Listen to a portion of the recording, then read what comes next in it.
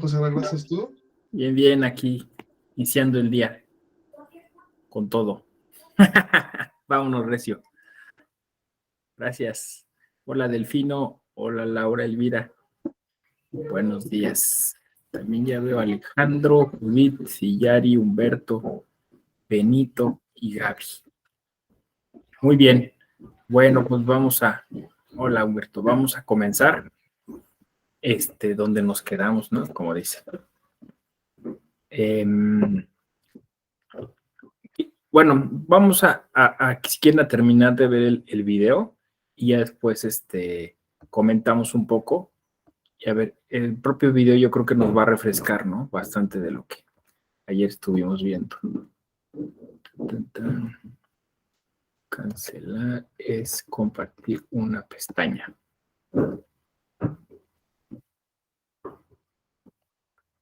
¿Cómo lo tengo? Espérenme.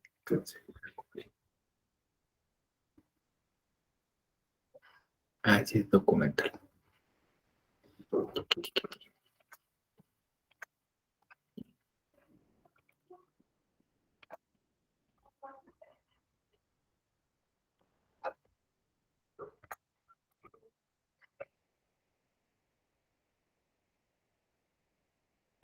De los perdedores acerca de que los resultados son adecuados y son justos. Entonces yo creo que un primer elemento que hay que destacar que produjo la ciudadanización fue un incremento de la confianza en las instituciones electorales.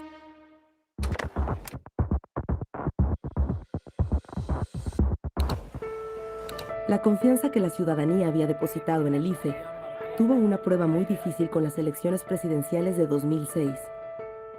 En esos comicios, la diferencia entre el primer y segundo lugar fue de apenas 0.56%. En 2006, con una elección reñida, ¿no? Con un margen de victoria de menos de 1%, entonces descubrimos que había muchos cabos sueltos, ¿no?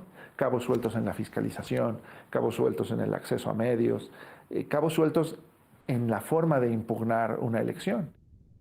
Los candidatos se comportan de una manera irresponsable, se autoproclaman ganadores, tanto Calderón como López Obrador, y después este último, López Obrador, inicia un ataque frontal contra las instituciones electorales, acusa un fraude que no se ha comprobado después de más de 10 años de haberse celebrado aquellos comicios.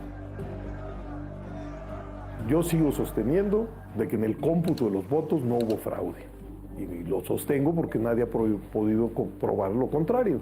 Y suele decirse que quien afirma es el que está obligado a probar.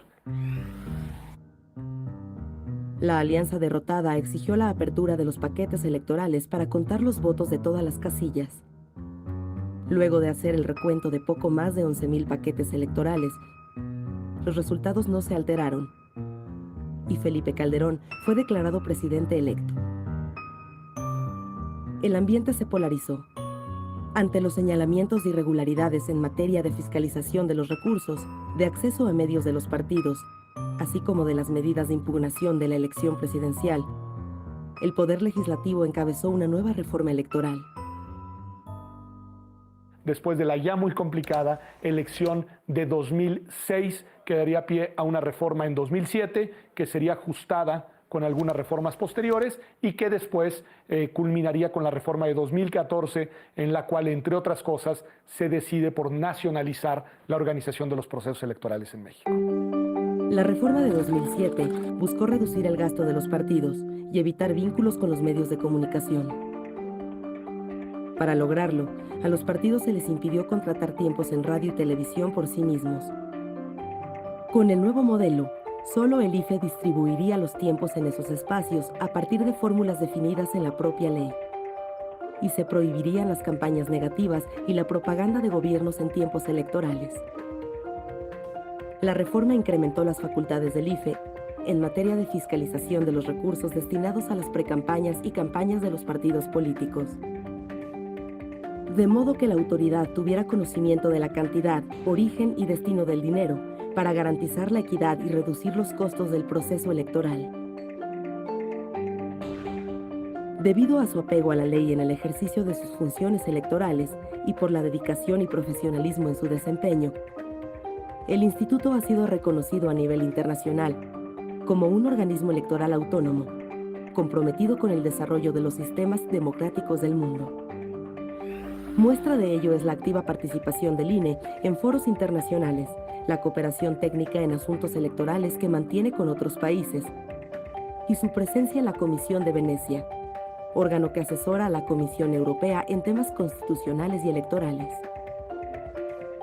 Que México es un referente importante a nivel internacional a efecto sobre todo de asistencia técnica, porque México es un referente importante de cómo ha transitado de un esquema hegemónico de autoridad gubernamental a una ciudadanización de las instituciones que han organizado la elección.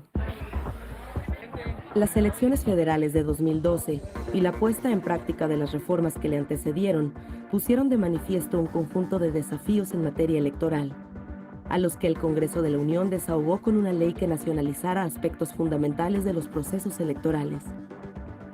Las dos más claras manifestaciones de esta nacionalización, plasmadas en la reforma de febrero de 2014, fueron la fiscalización de todos los recursos de los partidos políticos en el ámbito federal y local, y la transformación de las autoridades electorales en los estados con la creación de los organismos públicos locales, OPLES, que organizan las elecciones en las entidades federativas en coordinación con el Instituto Nacional Electoral. La idea de esa reforma fue estandarizar los procesos electorales, homogeneizarlos, o dicho de otra manera, que los procedimientos, los criterios, las garantías que se habían logrado construir en el ámbito de las elecciones federales transminaran en el ámbito de las elecciones locales. Que fueran los mismos criterios, los mismos procedimientos los que, digamos, rigieran las elecciones en los estados. Y se encargó al INE el rol de emitir esos criterios, normar esos procedimientos y vigilar su aplicación en el ámbito de las elecciones locales. Con la reforma de 2014, se incrementó el número de facultades asignadas al Instituto Nacional Electoral, una característica motivo de reflexión. Se le ha estado sobrecargando de facultades. Y hay quien cree que una autoridad, entre más facultades tenga, es una autoridad más fuerte. Es un error. Una autoridad es más fuerte si tiene facultades pertinentes. Esa sobrecarga de atribuciones hace que las expectativas sobre lo que debería de garantizar el INE hayan crecido enormemente. El incremento de las facultades del INE ha generado, de igual manera, muchos puntos de contacto entre los partidos y la autoridad electoral, que han derivado en tensiones constantes entre ambos. La legislación electoral la redactaron los partidos representados en el Congreso. Los árbitros, quiénes son los consejeros del INE o del Tribunal Electoral, son designados por la Cámara de Diputados y por el Senado. Ellos escriben las reglas, ellos designan a los árbitros y después, acto seguido, culpan al árbitro de los resultados electorales. Para ampliar las opciones de participación de los ciudadanos que no se sienten representados por los partidos políticos, el Congreso integró, por medio de una reforma a la ley electoral, la figura de los candidatos independientes en el ámbito federal. Ahora los mexicanos sin partido pueden contender también para un cargo de elección federal, con derecho a financiamiento y acceso a los medios de comunicación durante las campañas.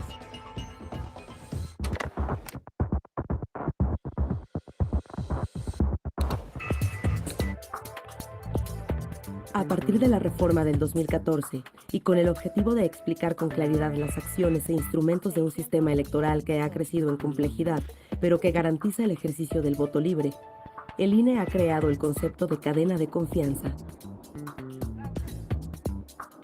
Estamos hablando de esa serie de procesos, y por esto la metáfora de la cadena, que suponen una serie de decisiones, de actuaciones, eslabonadas por parte de la autoridad electoral y que tienen el propósito de ir, digámoslo así, sentando los cimientos en una lógica de sedimentación progresiva de esos elementos que generan confianza al elector y a los partidos políticos de que el voto en las urnas será respetado y de que no existen márgenes para la manipulación dolosa de los votos. La cadena de confianza incluye aspectos como el padrón electoral, los funcionarios de casilla independientes, el líquido indeleble, las boletas impresas en papel de seguridad, el resguardo de documentación oficial, la credencial para votar con fotografía, esencial en el diseño de los procesos electorales, la publicación de resultados preliminares y los conteos rápidos. La credencial para votar, que también puede tramitarse desde el extranjero, cuenta con innovaciones tecnológicas para garantizar su seguridad y autenticidad, tales como colores de tinta ultravioleta, fondos de seguridad, microtexto, un elemento táctil, patrones de líneas y tinta que cambia de color en función del ángulo con que se vea. Por eso se ha convertido también en el principal documento de identidad en México y le valió al INE el reconocimiento Memoria del Mundo de México, otorgado por la UNESCO por su importancia como patrimonio moderno del país. Todos estos elementos, que forman parte del proceso electoral, son imprescindibles de cara al gran desafío de 2018, en el que se elegirá la presidencia de la República, senadurías y diputaciones federales, 8 gubernaturas y la jefatura de gobierno de la Ciudad de México, 972 diputaciones locales, 1.596 ayuntamientos, 24 juntas municipales y 16 alcaldías en todo el país. El proceso electoral más grande de la historia de México. Tanto el Instituto Nacional Electoral, con toda su estructura profesional del servicio, como el Tribunal Electoral del Poder Judicial de la Federación, con también su estructura de carrera judicial. Entonces, son instituciones que están listas, una ya organizando la elección y la otra lista para juzgar las irregularidades con pleno conocimiento de causa. El capital humano da vida a las instituciones. Por ello, bajo la coordinación del INE, casi 1,5 millones de ciudadanos funcionarios de casilla son capacitados para cumplir con sus tareas para recibir y contar los votos el día de la elección. Porque estoy convencido de que la construcción de la democracia en México es una obra inconclusa y requiere de la participación de los mexicanos, sobre todo de los mexicanos más jóvenes. La juventud mexicana, imprescindible para el fortalecimiento de las instituciones democráticas, es el motor de cambio de la sociedad y su participación en la vida electoral del país es necesaria para colocar las inquietudes en el centro de la arena pública. Entonces, yo les diría a los jóvenes, esténse atentos, pero de fuente directa, no en esta lluvia de desconciertos que a veces generan hasta las redes sociales. Que si haya alguna información, ellos lo corroboren, lo ratifiquen o lo descarten con fuentes directas. Entonces, estos jóvenes, yo les diría, vayan a votar. Junto a los jóvenes, las mujeres son clave para consolidar la democracia en México. Las mujeres hoy tenemos muchísima más igualdad política que lo que teníamos hace 50 o 60 años. Hoy las mujeres acuden a votar por su propio pie, pero no solamente eso, se postulan y crean mecanismos nuevos de participación política más allá de las urnas. El INE acoge el gran mosaico de realidades del país, mediante criterios de paridad y representación indígena en el registro de candidaturas. También reconoce la diversidad sexual, la identidad de género, las condiciones de vulnerabilidad de ciertos sectores de la población, así como las necesidades de representación de los mexicanos residentes en el extranjero. Todo ello con el fin de incrementar la confianza en el ejercicio del derecho al voto y de permitir que todos los mexicanos puedan ejercerlo independientemente de sus condiciones. Así, la construcción del padrón electoral, el monitoreo de medios de comunicación, la fiscalización de los ingresos y gastos de los partidos y los candidatos independientes, la organización de las elecciones. El perfeccionamiento continuo del programa de resultados electorales preliminares y los conteos rápidos, que informan con distintos fines la cantidad de votos emitidos en las elecciones, y la promoción de una cultura cívica de la sociedad mexicana son, todas y cada una, importantes funciones que convierten al INE en una institución indispensable para atender la organización de las elecciones en México y un referente a nivel mundial. Entonces, todos reconocemos que si alguien quiere ser presidente, gobernador, senador, diputado, alcalde, tiene que llegar por la vía de las elecciones. Y creo que el Instituto Nacional Electoral es pues, uno de esos pilares que hay que también preservar. Creo que somos todavía una ciudadanía adolescente, porque estamos en la época como de rebeldía, ¿no? De propuestas, pero todavía no hemos logrado hacernos cargo y exigir con mayor eficacia a nuestras autoridades que cumplan con sus deberes y que evitemos pues, ver lo que estamos viendo, ¿no? Estos casos de corrupción, de ausencia, de rendición de cuentas, de cinismo, ¿no? Y de distancia fuerte con la ciudadanía. El desafío que tiene el INE fundamental es que estas no solamente sean las elecciones más grandes, no solamente las elecciones más explicadas, sino también en consecuencia de lo anterior, que sean las elecciones más libres de nuestra historia. La ciudadanización del INE y su profesionalismo han sido los pilares para garantizar la existencia de elecciones donde el voto sea libre. Esto ha contribuido, de forma decisiva, a fortalecer la democracia como espacio para la deliberación y la contienda pacífica por el poder público. Hoy, el sistema electoral mexicano ha dejado de ser una entidad cerrada y monolítica para convertirse en una institución abierta y plural que garantiza la vida democrática de México.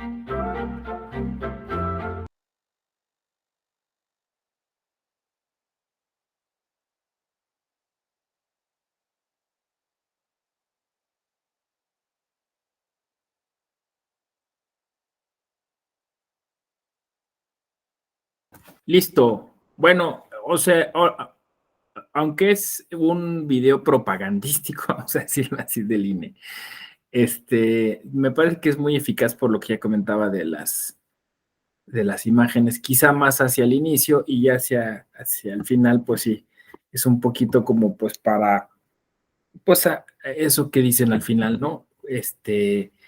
Justificar la necesidad de contar con una institución como el INE, ¿no? Pero bueno, a nosotros nos sirve porque de alguna forma es una infraestructura que va explicando por qué, o más bien cómo funciona la política en México y cómo se vinculan los partidos políticos a toda esta infraestructura, ¿no? Todavía en esta segunda parte que vimos, pues se menciona el tema de la confianza, que me parece que es transversal en todo el video. Pues esto que ya comentábamos, ¿no? Que al final es parte de un circuito, de un círculo, de un proceso. Lorenzo Córdoba le llama cadena, ¿no? Pero, o sea, son diferentes cadenas porque al final también son los propios partidos quienes, representados en el Congreso, pues generan estas instituciones, generan las propias reformas y van dando pie a la mejora del propio sistema, ¿no? Preocupa quizá que en este momento, o sea, porque se queda en 2018 este video, ¿no? Que si uno lo adelantara, pues estamos como en la época quizá más incierta, ¿no? O sea, no se sabe si habrá reforma, no se sabe qué papel van a jugar los partidos políticos, no se sabe incluso cuáles son las fuerzas políticas más allá de los partidos políticos, ¿no? Si terminarán institucionalizándose esas fuerzas, ¿no? Por ahí ayer escuché una noticia de la reunión de la oposición, no sé qué, un evento, ¿no? Algo así, pero la verdad es que estamos, o sea, un poco como en un impas político, ¿no? Con mucha expectativa, con mucha incertidumbre también, ¿no? No se ha nombrado, por ejemplo, a los magistrados de las salas regionales, ¿no? Que están pendientes y algunos otros nombramientos que están aplazándose, obviamente como un factor político, ¿no? Y detrás, pues ya están siempre los partidos políticos, ¿no? ¿Ustedes qué opinan a propósito de lo que vimos ayer, lo que vimos hoy? ¿Qué les llamó la atención del video? ¿Qué podríamos sacar pues de este visionado que me parece, como dije, interesante, ¿no? Porque muestra que México es un sistema muy sofisticado y en parte, pues, avanzado por lo que hace a la infraestructura, ¿no? Quizá retrasado como dice esta chica al final, estamos todavía en la adolescencia, ¿no? Política, ¿no? Todavía nos falta ser mucho más responsables. Ayer lo comentamos al inicio de la clase, los partidos políticos les falta todavía muchísimo, ¿no? O sea, por mucho camino por recorrer, ¿no? O sea, quizá o sea, el tema está en que ya tenemos el aparato, pero hay que saberlo operar de manera adecuada, ¿no? Creo que incluso, como también lo comenta Woldenberg, el asunto no es incrementarle facultades, ¿no? O por otro lado quitárselas, sino más bien que se utilicen para lo que están, ¿no? Porque también hay como una tendencia a sobre regularlo todo y creo que tampoco es pertinente, ¿no? O sea, creo que ahora ya se hizo todo lo que se podía a nivel institucional, ahora lo que toca es hacerlo a nivel cultura, a nivel ciudadanía y sobre todo a nivel de los partidos políticos. Ahí es donde urge lo que llamamos ayer y coincidimos todos en la profesionalización de los partidos políticos. No veo otra forma. Y por eso planteamos este diplomado como una oportunidad para teorizar a propósito de lo que debería de ser un partido político en México para el siglo XXI. O sea, creo que esa es la propuesta, ¿no?, que tenemos aquí. Muy bien. Entonces, ¿algo que quieran comentar, agregar? No sé. Sí. Y Yari, adelante, por favor. Bueno, el video me pareció muy interesante y prácticamente nos relata la historia, ¿no? De cómo empezaron las elecciones, que no había como esa certeza de que quien las organizara, la forma en la que se participaba, el sufragio, incluso la mujer pues no tenía este derecho al voto. Entonces el INE sí ha sido un organismo que, como bien lo dice el video, dio certeza y logró tener como ciertos filtros, uno de ellos y súper importantes, que es la credencial de elector, ¿no? Que aunque su fin es realmente se creó para votar, pues ahorita es como el medio de identificación personal, pues más utilizado y con mayor certeza, incluso para las cuestiones financieras es súper importante. Entonces, esa credibilidad creo que tuvo varias reformas, pues también tuvieron que haber varias luchas. El movimiento del 68 es algo que pues no tenía tanto la certeza, hasta ahorita con el video me lo confirmó, que empezó por ahí un asunto democrático, pero son cosas que nos han ido también a nosotros haciendo pensar que cada vez pues las cosas se deberían de hacer mejor. Desafortunadamente a veces ahorita ya el INE pues no es que no tenga tanta credibilidad, sino que por ahí los partidos políticos son más bien los creadores de este contexto. Yo lo considero así, pero me pareció muy interesante el documental para poder entender también cómo es que ahorita en nuestros días pues tenemos ese organismo tan importante. Sí, fíjate que el video está bien hecho porque de alguna manera le da sentido, ¿no? O sea, a los hechos históricos, lo decíamos ayer, que contextualizados dentro de ese marco, ¿no?, temporal, pues va cobrando sentido los cambios que se sufrieron, las reformas que se tuvieron, ¿no? Y cómo pues pasamos de un régimen autoritario, de un partido único, paulatinamente a un régimen que hoy permite la transición política, que permite lo que sabemos, ¿no? Que es patrimonio, a mí me parece que es patrimonio nuestro, saber que a través de una elección podemos cambiar cosas, ¿no? Podemos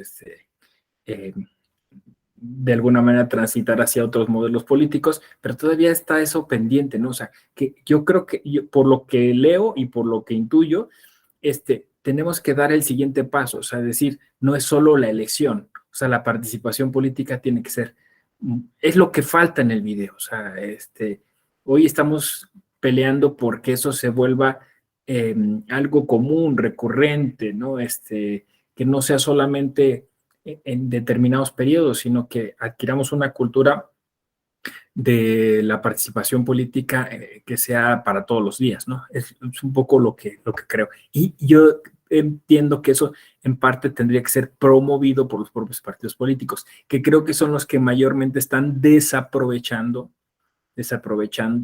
los recursos y los espacios políticos que ya tendrían ganados, ¿no? Muchas gracias, Iyari. Gaby.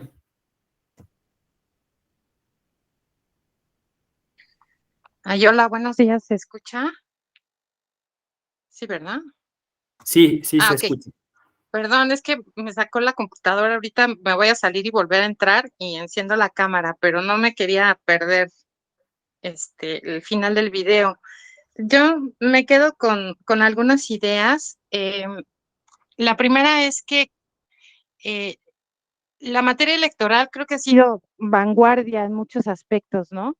Uno de ellos ha sido la paridad, ¿no? Como desde las cuotas hasta ya las últimas resoluciones, el Congreso completamente, bueno, la Cámara de Diputados 50 y 50, pues han sido puntos de referencia importantes en la vida social y política del país, ¿no? De hecho, recientemente en una controversia laboral que hubo, se resolvió que se le otorgara a un trabajador del INE la licencia de paternidad por 3 meses, en iguales circunstancias que las mujeres. Y eso es bien importante, porque en realidad uno de los aspectos notables que impiden esta igualdad de circunstancias, tanto para hombres y mujeres, son las labores de cuidado que recaen principalmente en las mujeres. Entonces, este referente de que ya un hombre tenga el mismo tiempo de licencia que una mujer es sumamente relevante porque empieza a trasladar precisamente, ¿no? esa responsabilidad de cuidado con el recién nacido pues, a los varones que no la tenían. Esto va a impactar y como esa, pues hay muchísimos aspectos.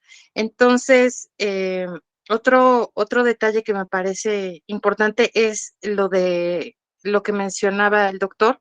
Todo se regula en este país, ¿no? Tal vez el INE no necesite más regulaciones, pero también somos nosotros, porque todo se judicializa. O sea, la cantidad de asuntos que lleva el INE después de cada elección es abrumadora, y entonces eso también es un indicador de que, por un lado, si no tuviéramos una institución sólida como el INE, como el tribunal, que dirime las controversias, que vigila las elecciones, con este ambiente que todavía no hemos podido superar de desconfianza, pues no sé dónde nos encontraríamos, ¿no? Porque al final del día creo que la mayoría de los mexicanos sí confiamos en la legitimidad de las elecciones, ¿no? Pero somos como de extremos, ¿no? Hay una catástrofe, todos los mexicanos se vuelcan en ayuda, ¿no? Hay alguna elección importante y hay niveles de participación que también se destacan. En las últimas elecciones, bueno, pues sí se quedó olvidar en 2018, pero en las últimas elecciones hubo una participación importante. Entonces, creo que, y coincido con mucho de lo que hemos platicado antes de ayer, que la clave está en que ahora sí todos nos volquemos con un propósito ciudadano, democrático y de participativo, ¿no? Porque me parece muy sintomático, yo luego por eso estoy mucho en Twitter, que precisamente es la plataforma donde más se debate y se discute y se manifiestan las ideas, y tan es así que pues normalmente en la mañanera se cita, ¿no? Lo que pasa en Twitter.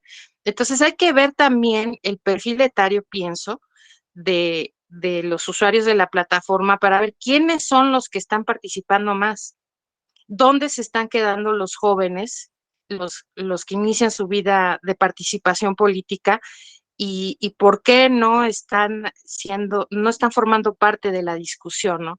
Entonces esos aspectos creo que son los que hay que voltear a ver. Listo. Ay. Sí, Gaby, saco muchas cosas de lo que comentaste. Este tema de la confianza, ¿no? Que se ha vuelto un lugar común, ¿no? Tanto para la autoridad administrativa como para la jurisdiccional, ¿no? O sea, siempre en los foros en los que asisto se está constantemente diciendo que debemos hacer un esfuerzo más, ¿no? Y pienso que a lo mejor quizá lo que nos falta es creatividad, ¿no? O sea, es decir, se ha hecho todo para llegar a la ciudadanía, y de todos modos, o sea, sigue habiendo como un déficit en este tema de hacer llegar la información y con ello generar confianza, ¿no? Lo pongo en un evento reciente que ustedes recordarán que es el asunto de la revocación de mandato, ¿no? Bueno, ahí creo que fue un laboratorio interesante, porque aunque mucha gente pensó que de alguna forma era un desperdicio de dinero hacer eso, pues el Instituto Nacional Electoral estaba obligado a llevar a cabo esa actividad, y curiosamente, bueno, esta polarización a la que te refieres de que somos de extremos, ¿no?, llevó quizá a desaprovechar de alguna forma ese ejercicio, y ahí hubo justo ese tema, ¿no? O sea, es que el Instituto Nacional Electoral dijo, bueno, hay quien dice que a regañadientes, ¿no? Bueno, vamos a hacerlo, y entonces me toca informar, o sea, me toca decir en qué consiste, cómo hacerlo, a dónde ir a votar, ¿no? O sea, poco el proceso que siempre se hace, y después el Instituto Nacional Electoral salió a decir que, bueno, pues había hecho su trabajo, ¿no? Y sin embargo, ustedes se acordarán, es justo lo que estaba diciendo Gaby, que en redes sociales había demasiada desinformación, ¿no? Lo que llamamos infodemia, ¿no? O sea, había, la gente estaba tan confundida que tenía tantas razones para ir a votar como tenía tantas razones para no ir a votar, ¿no? Entonces yo justo me pregunté eso, ¿no? O sea, ¿en qué estamos fallando, no? Insisto, el tribunal también se lo pregunta muchas veces, se lo cuestiona a través de la Escuela Judicial Electoral, ¿por qué no estamos llegando más allá, no? Y ahí es donde justo apelo a la creatividad y apelo a los partidos políticos, porque creo que falta esa colaboración, o sea, falta esa pues, digamos, voluntad conjunta de ir hacia un mismo fin, que es la democratización del país, ¿no? Y creo que eso es lo que nos está faltando. Ahora, bien, por lo que comentaba Yari y lo que comentas tú, creo que sí, México se ha distinguido, esto que nos dice en el video, porque hemos tenido una actitud de inclusión, aún a pesar de nuestra manera de ser, porque sí hay que reconocer que las mexicanas y los mexicanos somos muy discriminadores, o sea, somos de los países que más discrimina, y por cuestiones bien extrañas a veces, ¿no? Pero, o sea, hay todavía mucha misoginia, hay todavía mucho racismo, hay demasiado clasismo, ¿no?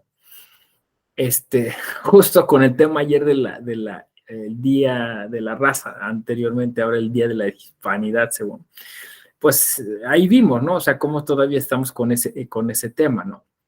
¿Qué me parece? Eso se traslada justamente a esa cultura política y a esa vida partidista, ¿no?, que ustedes están estudiando. Me parece que ahí hemos, a pesar de esta forma de ser, hemos insistido en incluir a otros grupos, a otros sectores, lo dice el video y lo dices muy bien tú a raíz de este ejemplo que pones, ¿no? Es decir, queremos crear mayores condiciones de equidad social, para que de alguna forma tengamos igualdad de oportunidades para participar políticamente. Es decir, que hay como una intrínseca relación, no sé si lo notan, ¿no?, entre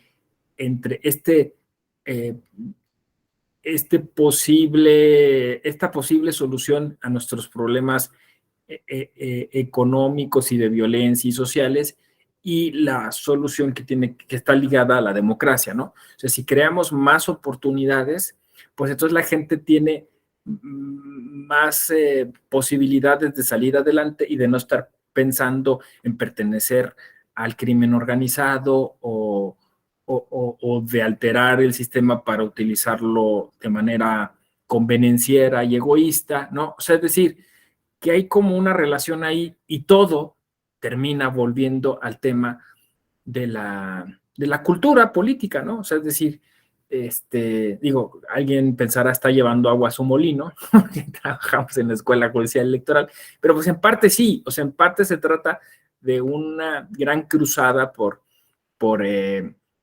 concientizar a la gente, y la estamos haciendo desde este frente específico que es el de los partidos políticos, ¿no? O sea, desde aquí tendríamos que insistir en esa profesionalización, no por capricho, sino para empujar una gran reforma, no de tipo legal, ¿no?, sino, bueno, se va a oír muy romántico, pero una reforma moral, ¿no? O sea, una reforma moral. Entonces, eso me parece sí es posible, ¿no? Por ejemplo, ahí se menciona que el problema de 2006 pues fue una falta de conciencia social, ¿no? O sea, fue una falta o sea, cuando, es curioso, ¿no?, pero 2006 parece ser como el punto de partida de muchas cosas, ¿no? Y aunque, como dice Woldenberg, a mí me queda claro, sí entiendo esa postura de, digamos, incluso hasta jurídica, ¿no? O sea, mientras no se demuestre, mientras no se pruebe lo contrario, sí, pero el tema aquí era de percepción social. Entonces, creo que allí está el secreto de lo que nos ha faltado a las personas desde las instituciones para entender esos procesos sociales. O sea, 2006, desde las instituciones, de alguna forma fue complejo, como todo el mundo dice, ahí sale Pedro Salazar a decir, fue complejo, pero fue resuelto. O sea, desde lo institucional se resolvió, pero desde la parte social no se resolvió. No sé si me explico. O sea, de ahí se abrió una especie de brecha, de brecha que lo modificó y lo cambió todo de manera positiva y de manera negativa, ¿no? O sea, es decir, de manera positiva porque volvió como a despertar a la sociedad mexicana respecto de lo que se podía hacer o no con ese sistema, ¿no?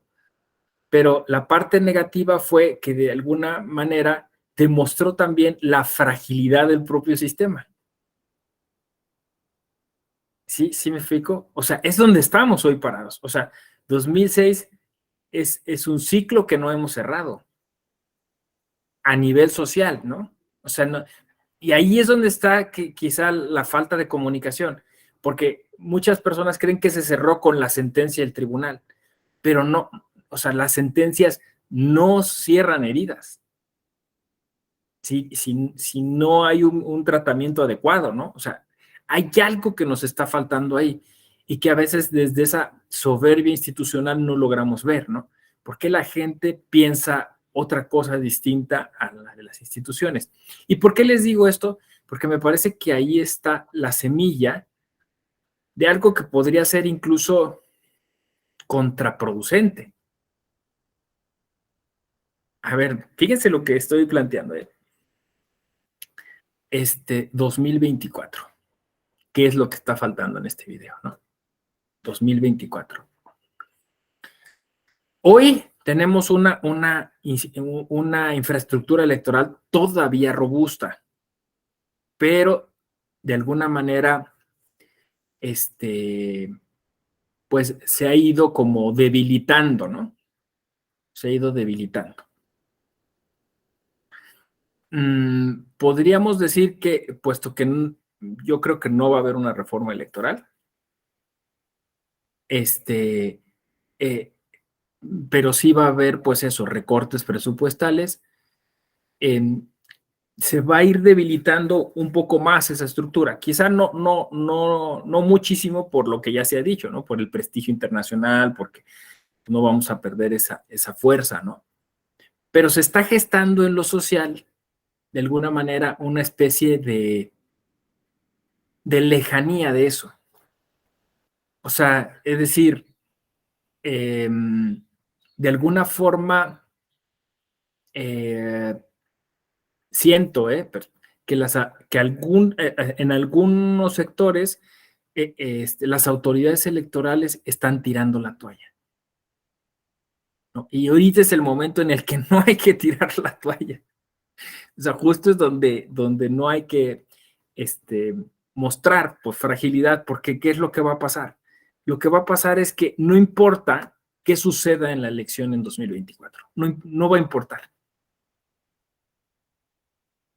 No va a importar porque si otra vez volvemos a 2006, si de alguna manera alguien sale a decir que las instituciones electorales no pudieron cumplir con su función y echa mano de esta desconfianza, no va a importar, ¿sí me explico? El resultado, ¿no? Se va a tomar el poder como sea. ¿Sí, más o menos? O sea, en términos ¿Sí, Gaby?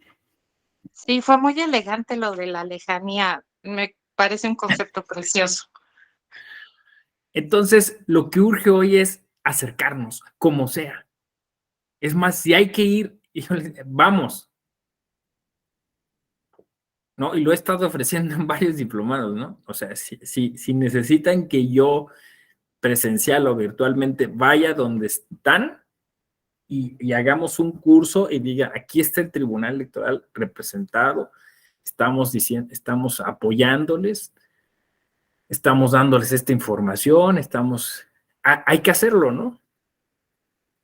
Y creo que sobre todo con los jóvenes, ¿no? Ya lo hemos dicho en algunos otros espacios, creo que esta idea de cumplen 18 y entran a la vida política es insensata.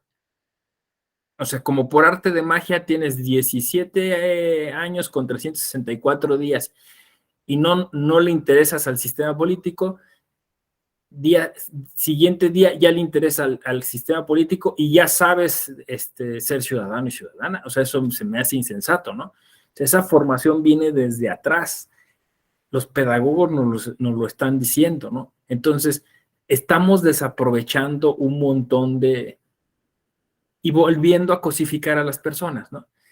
En cuanto ya tienes una credencial, me interesas, porque entonces te vuelves algo que yo puedo utilizar para mi beneficio, ¿no?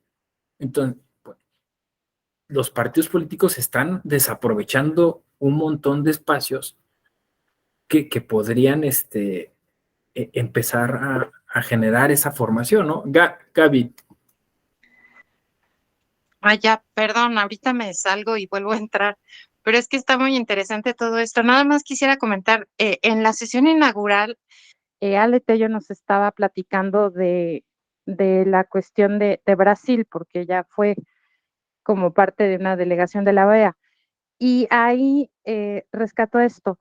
Mencionaba que en el sistema electoral brasileño los jóvenes tienen un voto facultativo a partir de los 16 años.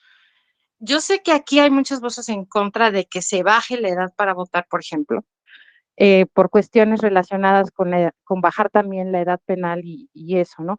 Pero me parece interesante la idea de una manera voluntaria, empezar a introducir a los más jóvenes en esta vida democrática. Entonces, ese tipo de cuestiones creativas creo que pudieran ser, coincido, el camino para fomentar esa conciencia cívica en los más jóvenes.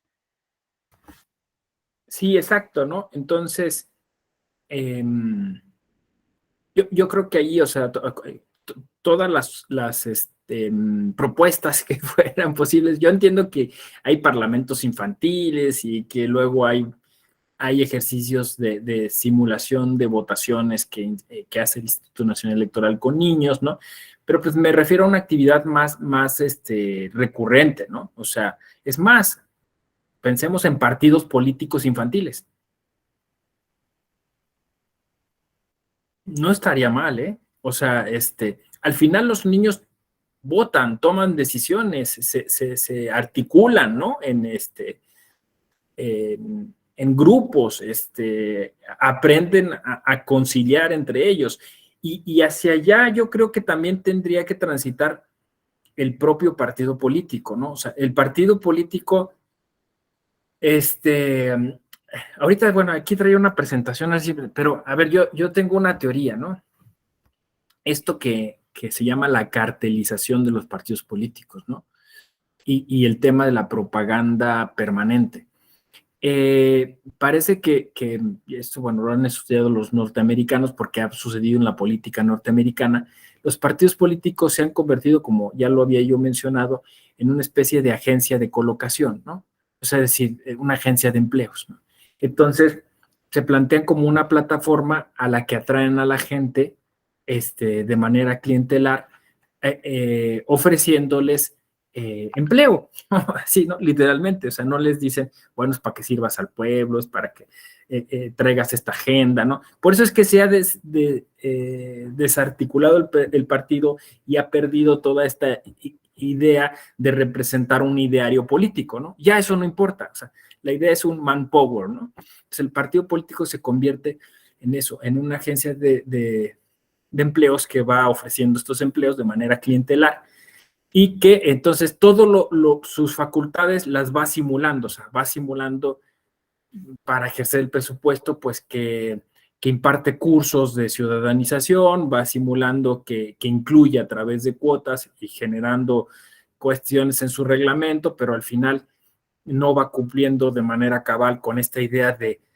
democratizar al partido, ¿no? Y al final se siguen tomando las decisiones de manera vertical, ¿no? ¿Qué pasa? Que como todo es una especie de, pues eso, de negociación en términos financieros, ¿no? Al final, pues hay un partido que obtiene más beneficios que otro, pero todos buscan obtener algo de beneficio, ¿no? Y alguna parte de ese beneficio que está ligado al erario público, pues es conservar el registro, ¿no? A veces simplemente es conservemos el registro, ¿no? Porque de ahí pues vamos a tener financiamiento. Pero el que sale ganón cumple entonces con las expectativas de sus seguidores, ¿no? Es decir, se coloca en el poder y entonces ahí empieza, ahora sí que, como digo yo, el juego de las sillas, ¿no? O sea, se empieza a acomodar la gente. Incluso gente que está de otros partidos salta a esos otros partidos que ven que van a ganar, ¿no? Justo para obtener ese beneficio del cargo, ¿no? En México tenemos frases maravillosas para representar esto, pues, es roer el hueso, ¿no? O sea, es decir, es perseguir la chuleta, ¿no? Entonces, pues hay que estar así porque si no, ¿de qué voy a vivir, no? Y por eso o sea, si tú les preguntas a los jóvenes o quieren irse con el crimen organizado o quieren ser funcionarios y servidores públicos. Y por eso ven en el partido político, con esta narrativa, una oportunidad para ello, ¿no? Apechugamos, apoquinamos, ¿no? Es decir, aguantamos cosas con tal de obtener eso. Y puede que lo obtengas tú directamente o lo obtengas indirectamente a través de un amigo, un familiar, ¿no? O un conocido que eventualmente cuando esté en el poder te va a generar un área de oportunidad, un privilegio, una prerrogativa. Y entonces todo se estructura, insisto, como una especie de flujo, ¿no? O sea, de flujo yo lo veo así, como un gran pastel que se tiene que repartir, ¿no? Y hay quien pues espera migajas, pero al menos espera esas migajas, ¿no? Incluso por ahí algún presidente dijo, ¿no? Quien vive fue el presupuesto, vive en el error, ¿no? Sí, es esa idea que me parece la ha representado muy bien Luis Estrada en su filmografía, ¿no? A la que me referí la clase pasada, ¿no? Es triste, pero esto digo, los gringos le llaman partido cartel, ¿no? O sea, que lo estábamos viendo un poco con este aspecto antropológico, ¿no? O sea, es decir, se hace pues una especie de, pues sí, se amafia, digamos, la política, ¿no? O sea, esa sería quizá la expresión, ¿no? Y de alguna forma, pues va teniendo nexos y lazos con muchas otras cosas. Pues casi se comporta muy similarmente a una organización criminal, ¿no? Había una expresión, ¿no?, muy curiosa que decía el crimen organizado y el gobierno desorganizado, ¿no? O sea, y ahora justo, bueno, estas series como Better Call Saul o Breaking Bad, ¿no? Donde ves cómo, o sea, todas esas redes se van tejiendo, ¿no? Y cómo la gente que está arriba las va coordinando, ¿no? Entonces, me parece que un fenómeno, o sea, político que no es exclusivo de México, pero que, o sea, está sucediendo en muchos lugares del mundo, es que el partido político se vuelve justamente el gozne, ¿no? O sea, se vuelve el conducto entre esos dos mundos, entre la ciudadanía ávida de, pues, de participar políticamente de esa manera, no en los cambios, sino en el presupuesto, y el gobierno tratando, pues eso, de generar una infraestructura que le permita conservar el poder, ¿no? Entonces, viene el segundo fenómeno, que es el fenómeno de la propaganda permanente, ¿no? De la campaña permanente se llama, perdón, campaña permanente, ¿no? Entonces, lo que sucede es que quien llega al gobierno se comporta como un gran partido político que se mantiene en campaña. ¿Sí? O sea, es un partido político grandote que sigue prometiendo puestos si le dan los votos, ¿no? Y sigue entonces, o sea, estando en campaña constante, ¿no? O sea, haciendo propaganda, usando los programas sociales para atraer más gente, ¿no? Y ahí, entonces, si ustedes combinan esos dos conceptos, el de campaña permanente y el de cartelización de los partidos políticos, o sea, tienen un licuado que es muy indigesto para la población, pero pues que es pura proteína o caldo de cultivo para un tipo de política que me parece no es conveniente, ¿no?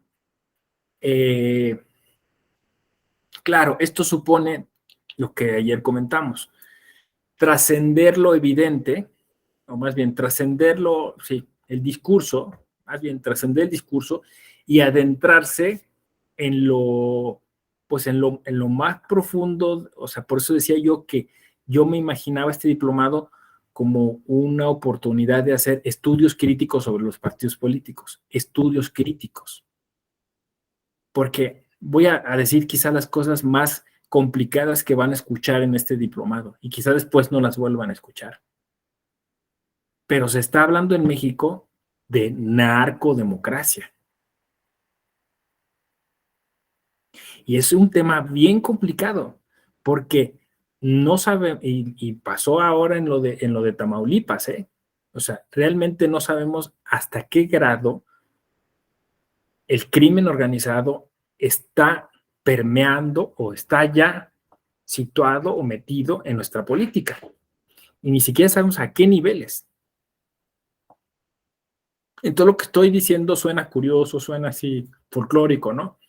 Dicho desde la cultura popular, ¿no? De las series de televisión, desde el imaginario colectivo, pero, o sea, me parece que en un espacio como esto no podemos ser ingenuos, ¿no? Es decir, trascender el discurso, es decir, pues vamos a la parte más complicada de este tema, ¿no? Y es que el tema es del clientelismo, es que el clientelismo entonces genera que tú busques de alguna, o sea, si no hay la ética, si no hay la vocación de servicio, entonces tú lo que vas a buscar, pues es lo que te dé el triunfo, lo que te haga ganar, lo que te haga permanecer en el poder. ¿Sí me explico? Dice Benito, sí. Y digo, da miedo, es asustador, porque hay otro elemento además que me parece, ayer en la primera parte, o sea, cuando digamos, el poder en turno se resistía a dejar el poder, ¿no? Y estos movimientos sociales que nos comentó Yari, ¿no? Estaban tratando de democratizarlo todo, el gobierno entonces sobre reacciona, ¿no? Y dice, y manda a los militares, ¿no? Eso pasó en el 68. Militariza la política. Y me parece que, o sea, estamos en una coyuntura que ustedes, yo sin decir mucho más de lo que estoy diciendo, me van a entender perfectamente, ¿no? Estamos en una coyuntura que parece tremendamente antidemocrática, ¿no? Y que no es exclusiva de México porque ya pasó en Italia, por ejemplo, ¿no? En donde, como por eso de alguna forma hice como esta reflexión con ustedes, ¿no? En donde de alguna manera siento que el tema es la fragilidad de nuestras democracias, que aparentan ser robustas, pero en realidad, esto de hecho le llaman, yo hice una conferencia sobre esto, ¿no? Bueno, pues sí, es como una especie de fraude constitucional, ¿no?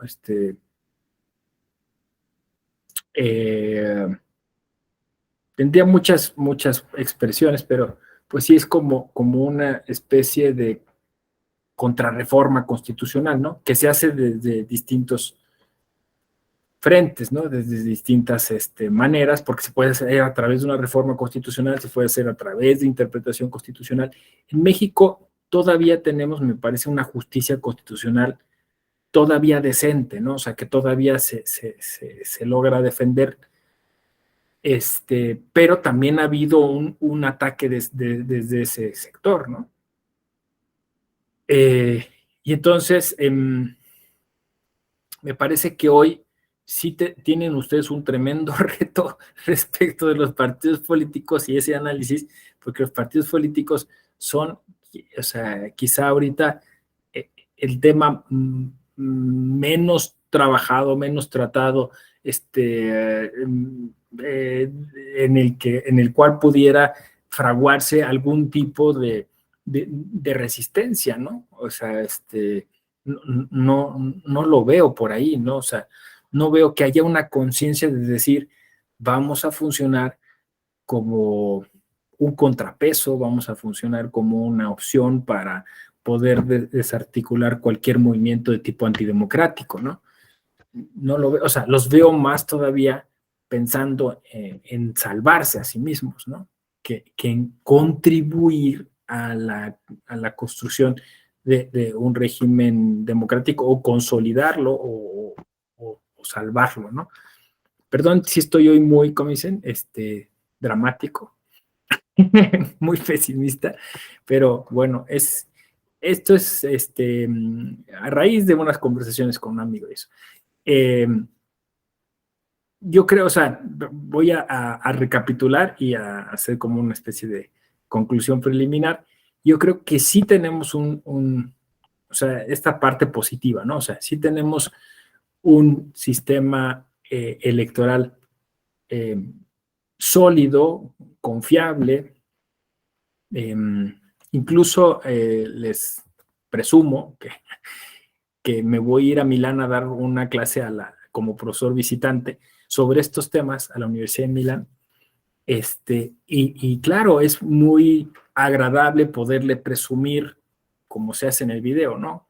A los europeos, pues que nosotros hemos hecho bien las cosas, ¿no? Y que hemos descubierto maneras que no teníamos previstas para incluir a otros grupos y otros sectores, para darles voz, ¿no? Como decía Gaby, que hemos sido vanguardistas en muchos temas, ¿no? Que hoy hemos creado una defensoría en el seno de la justicia electoral para poder atender quejas que en otro momento pues hubieran sido implanteables y que estamos llegando al menos a nivel jurisdiccional hasta esos sectores, ¿no? Es decir, y que creemos en el principio de la suplencia de la queja absoluta y que hemos construido un concepto de equidad de la contienda y que estamos trabajando en el tema de la inclusión de estos grupos como el grupo LGBTQI+, y estamos incluso estamos explorando el tema de la no binariedad y estamos hablando de cuestiones medioambientales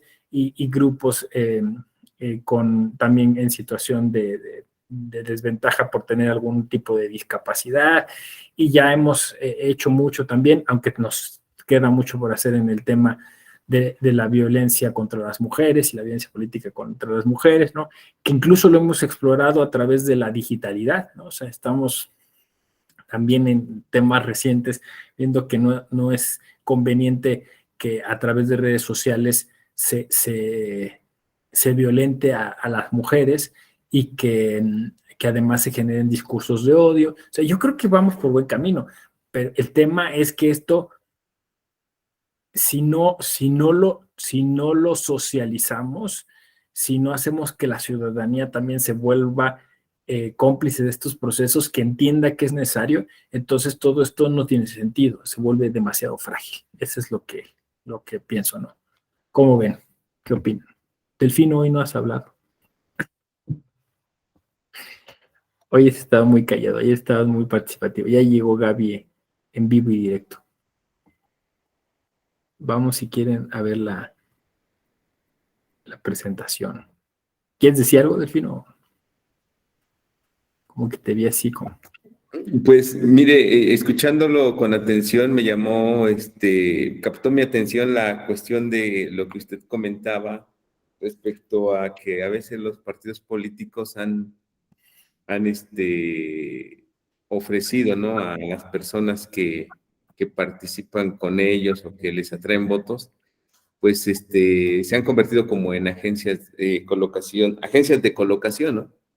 Entonces yo creo que, yo diría que más que convertirlos, que la postura de los partidos políticos, más que ofrecer trabajos a las personas o a los que los apoyan, yo creo que es importante que los comiencen a formar.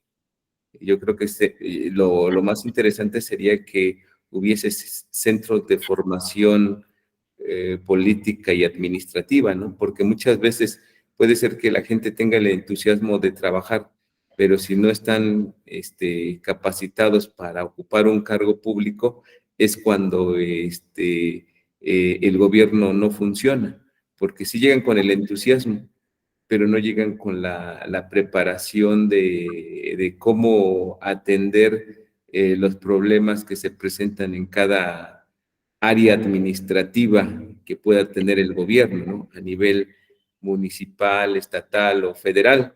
Entonces yo considero que los partidos políticos sí se han olvidado, ¿no?, de formar a sus militantes, de darles su capacitación en todos esos temas que son bastante amplios, y que eso sería muy, muy importante, porque no tan solo les ofrecerían un empleo, sino también las herramientas para, si no hay cabida en el gobierno, las personas que integraran ese grupo pudieran tener opciones en otros espacios, hasta en el privado. Entonces considero que eso es lo que han desatendido los partidos políticos, y lo peor de todo es que ellos reciben financiamiento público para llevar a cabo esas actividades. Entonces, han dejado a un lado eso y no han rendido cuentas ni han sido transparentes en dónde se va ese dinero, que está destinado precisamente para la capacitación y formación de sus militantes o cuadros, ¿no? Esa es mi participación, doctor. Sí, gracias, Delfino. Exacto. Y esto quizá es un cambio de chip, ¿no? Por eso digo que es un área de oportunidad, porque si hubiera un partido que se lo creyera, yo creo que sí jalaría a mucha gente, ¿no? O sea, que se creyera esto de decir, a ver, soy un actor, una institución, un instituto político fundamental en los procesos de democratización. Me voy a comportar profesionalmente. En principio voy a rendir las cuentas de manera clarísima y peso por peso, ¿no? O sea, es decir, aquí tengo este staff de personas que se van a comprometer a tener las cuentas al día y al dedillo y que no se desvíe un solo peso, ¿no? O sea, que eso fuera actitud, eso fuera. Segunda cuestión, como dices tú, me voy a convertir en un referente de la capacitación ciudadana, ¿no? A mis adeptos, a quien me siga, pues les voy a ofrecer cursos, voy a tratar de llegar pues a la mayor parte de personas que puedan coincidir con mi ideario político, que pongo aquí a su disposición y a su discusión, y que vamos a discutir siempre en asambleas cada vez más horizontales y más alargadas, para incluso generar pues todos nuestros estatutos y todas las reglas, ¿no? O sea, que haya una participación política absoluta. Democracia directa, o sea, es decir, que la gente pueda sentirse incluida, que pueda participar de esas asambleas, votar, ser escuchada, ¿no? Y eso, convertirnos en un referente a nivel político. Y tres, que es lo más importante, ¿no? Soy parte fundamental de un ejercicio de interpretación constitucional. O sea, es decir, yo soy un canalizador de la Constitución y voy a materializar eso, ¿no? En esos procesos democráticos. Así que quien yo llegue a poner como representante, bueno, que serán los representantes que saldrán de esos ejercicios de democracia directa, pues tendrán ese compromiso de llevar los deseos y expectativas de la ciudadanía a la que representamos a ese Congreso, ese Parlamento, y volverlo pues parte de ese orden o régimen constitucional, ¿no? Yo no oigo eso cuando los partidos políticos hablan, ¿no? Se hablan de vamos a atacar al otro candidato porque es no sé qué y nosotros somos mejores y ellos son peores. O sea, eso no me sirve, ¿no? O sea, si quiero ver eso, pues me voy a la Arena México, ¿no?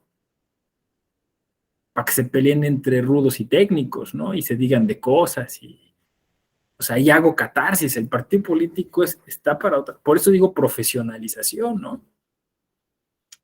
Yo agregaría, y me voy a comprometer también, creo que yo pondría como elemento transversal la paz. Urge que los partidos políticos se vuelvan promotores de la paz.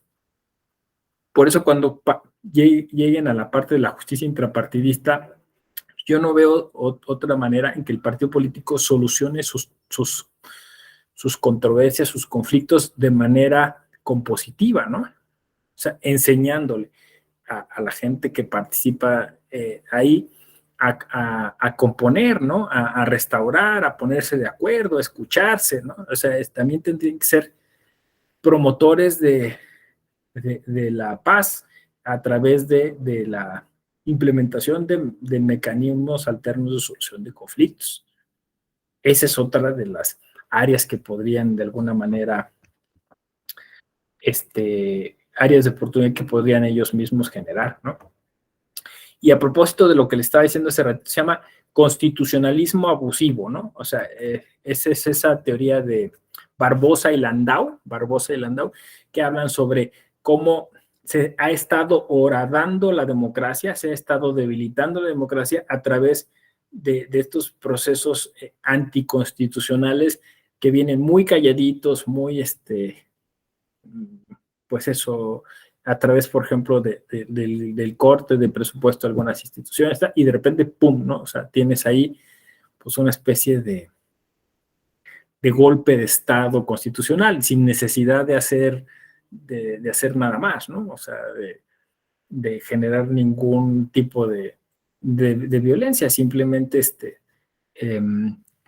pues trastocas el régimen constitucional y con eso le das en la torre a la democracia. Bueno, es lo que dicen estos autores, Barbosa y Landau.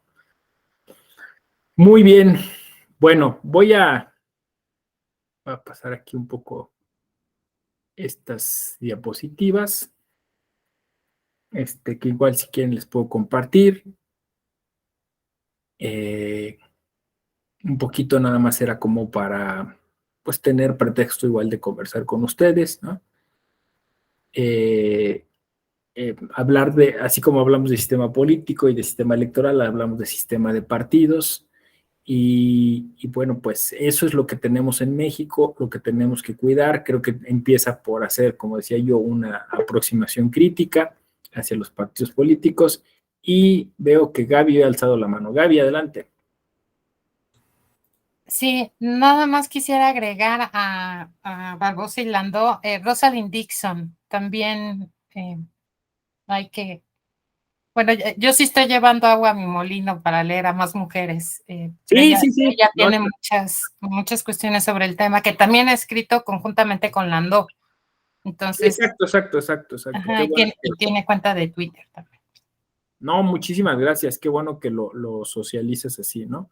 Y sí, creo que, miren, ese es otro elemento que quizá pudieran ustedes implementar dentro del análisis que van a hacer en este diplomado, ¿no? O sea, que lo hagan muy cercano, pues, a esta construcción de lo constitucional, de la interpretación constitucional desde lo popular, ¿no? O sea, empoderando a la gente, o sea, sabiendo que el partido político interpreta la Constitución, que el partido político dice cuáles son sus prerrogativas, cuáles son sus derechos, cuáles son sus competencias, sus facultades, y las maximiza, pero las maximiza también en la actuación que tiene referente a las personas, ¿no? Y comunicándole a las personas que esas personas también participan dentro de esos procesos de interpretación constitucional y de constitucionalización, y que si no hacemos eso, entonces dejamos la Constitución en manos, quizá como estaba comentando con Gaby, pues de procesos abusivos que eventualmente terminan por desdemocratizarnos, ¿no? Entonces creo que ese también podría ser un camino interesante, ¿no? O sea, cómo hacer que el partido político se vuelva un actor importante dentro de esto que llamamos interpretación constitucional, ¿no? Más allá de lo técnico, ¿no? De si puede o no interponer juicios constitucionales, sino más bien el partido político como un promotor de constitucionalidad. Quizá eso es lo que quería decir. Pues muchas gracias, Gaby, por la aclaración. Bueno, yo creo que por aquí estaríamos llegando al final de esta doble sesión del diplomado. Creo que se cumplió con el propósito. Habría muchas otras cosas que decir, pero o sea, seguramente las van a seguir atendiendo dentro del diplomado. Yo insisto, creo que vendré a impartir el tema de la justicia intrapartidaria, y ahí tendremos motivo de hacer un corte de caja y decir, a ver cómo les fue, qué pudieron hacer, pudieron implementar esta teoría crítica, qué más les han dicho, cómo fueron ustedes haciendo sus conexiones, y creo que ese momento va a ser interesante. Es más, voy a intentar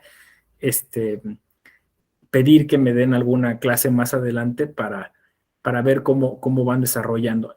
Aprovechen, por ejemplo, esto que dice Gaby, si quieres compartirles alguna liga para que lean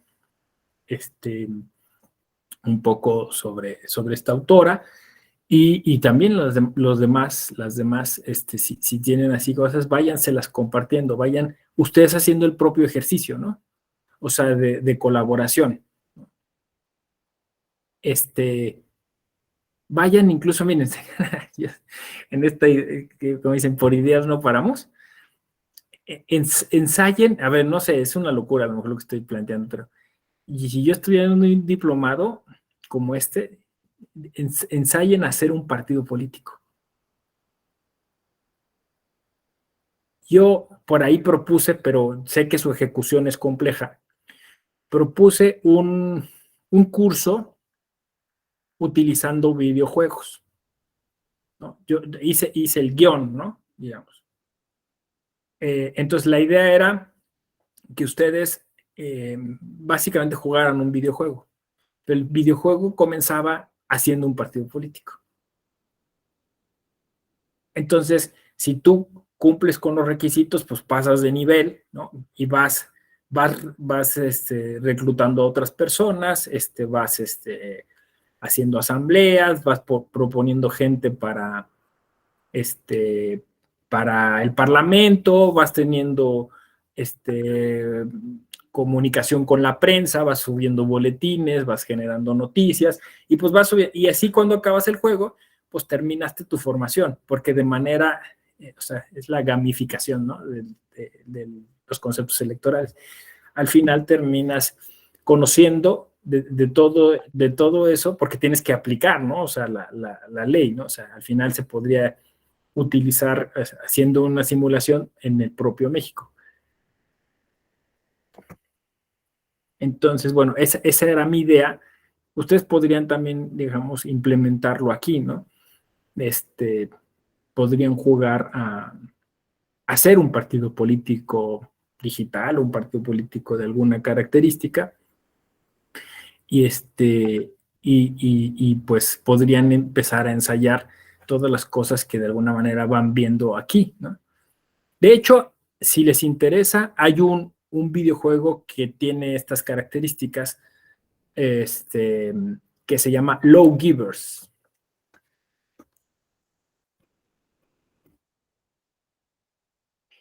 Y de manera así lúdica pueden ir experimentando digamos, el fenómeno de llevar adelante un partido político, ¿no? Hay varias versiones, unas hasta para celular. Son propuestas. Gracias que nos compartieron aquí Laura y Gaby. Claro, Rosalind Dixon. Excelente. Constitucionalismo transnacional y una limitada doctrina de enmienda constitucional inconstitucional. Exacto.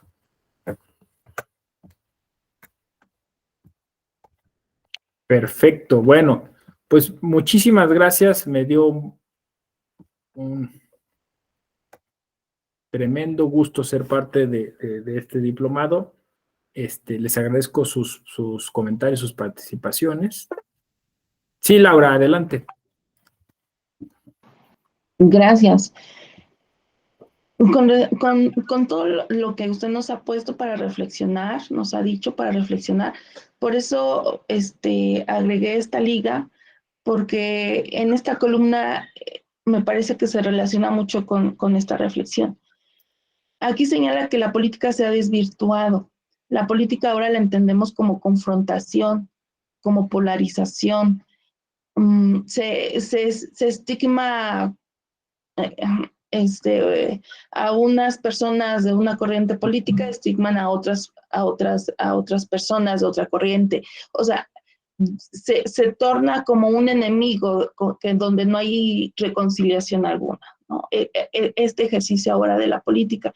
Entonces, el hacer esta política ahora desvirtuada, pues se niega a lo político. Entonces, por eso dice, dejemos a un lado la política, volvamos a lo político, porque lo político es lo que une a los contrarios. Hay que unir a los contrarios, hay que construir acuerdos, hay que tender alianzas, puentes, hacer lo posible por una convivencia, ¿no? Y ahorita, dado este punto en lo que nos encontramos, ya hay que hablar de sobrevivencia de las personas, ¿no? De las personas como dentro de todo este ente político. Entonces, debemos ya quitarnos de nuestro lenguaje, de nuestra cultura, la diferencia y empezar esta parte de construcción de acuerdos, ¿no? Pero necesitamos, me parece, también mucha voluntad política, pero también voluntad ciudadana. Y ahí es donde se vuelve muy importante, me parece, no nada más hablar de lo que debe ser el ideal democrático, ¿no? Sino que yo creo que también tendríamos que ver el mundo del ser. O sea, revisar qué es lo que pasaría si seguimos con esta cultura, esta cultura donde la violencia se encuentra en todos los ámbitos y ahora incluso en la política. ¿Qué es lo que pasaría? Y realmente si seguimos bajo esta perspectiva, las consecuencias serían, desde mi punto de vista, y yo creo que muchos autores también comparten, no nada más es catastrófico para la democracia, está peligrando nuestra sociedad misma, nuestro Estado de Derecho. Vamos hacia una desaparición del Estado de Derecho y democrático. Entonces, las consecuencias son abrumadoras y yo creo que deberíamos entender cuáles serían las consecuencias para que empezáramos a tener una mayor conciencia de que debemos actuar ya en beneficio de una sociedad donde hay puentes, hay alianzas y no en que nos reconozcamos los unos a los otros, ¿no? Gracias. Sí, totalmente de acuerdo, Laura. Te aplaudo, Gaby. Sí, yo también creo que eso, ¿no? Tenemos que empezar incluso a cambiar nuestra gramática, ¿no? Que todo es litigio, pugna, conflicto, polarización, ¿no? Pleito, ¿no? Hay que cambiarlo por composición, acuerdo, consenso, ¿no? Escucha activa, colaboración, ¿no? O sea, hay que empezar, esto es cerebral, ¿no? O sea, si tú empiezas a hablar y a pensar de forma positiva, pues empiezas a generar ese cambio en tu vida en principio, ¿no? Pero bueno, pues ojalá que a partir de la Escuela Judicial Electoral podamos hacerlo esto un efecto dominó, ¿no? O sea, que y urge, como he dicho, hablar de paz, ¿no? O sea, urge hablar de paz, porque sí, efectivamente hay unas fuerzas ahí muy perniciosas en la política mundial que están, pues, generando estas violencias que nos están y que están aniquilando nuestra democracia, nuestro estilo de vida, nuestra forma de hacer las cosas, ¿no? Y bueno, el desencanto que produjo la pandemia, o sea, una serie de factores. Entonces, es momento, pues eso, de replantear las cosas desde esta perspectiva que propones, Laura. Muchas gracias. Bueno, pues un gustazo haber estado esta mañana con ustedes. Les deseo una feliz jornada. Nos vemos en algún otro espacio. De todas maneras, estamos ahí comunicándonos a través de redes sociales. Cuídense mucho y bueno, pues ya casi fin de semana, ¿no? Nos vemos. Chao. Gracias. Hasta luego. Gracias. Bye, bye. Gracias, Said.